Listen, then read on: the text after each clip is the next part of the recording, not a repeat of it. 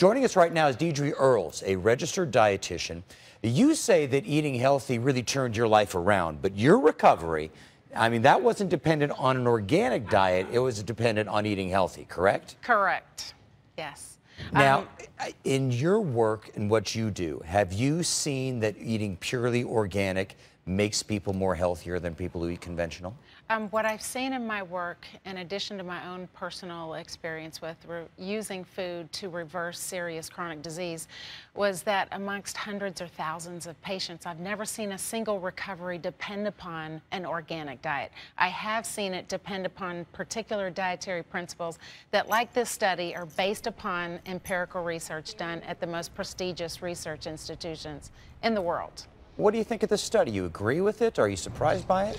I can't say actually that I'm surprised. I'm a little disappointed in the sense that I do think it's common sense to the degree that we avoid pesticides, that we avoid herbicides, that we avoid genetically engineered foods for which there's never been any clinical research done to determine the safety of genetic engineering.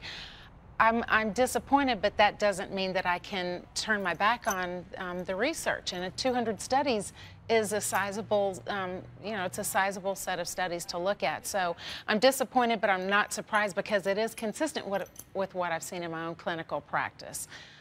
And in the story that we had played earlier, it talks about how the government says there are levels of pesticides that are okay, that are safe. And it would seem that for a lot of people, that's not good enough. Well, one thing that isn't mentioned here is that these studies were not over a long period of time. We don't have enough time now with pesticides and herbicides and genetic engineering to really know. So that's an important piece that's left out.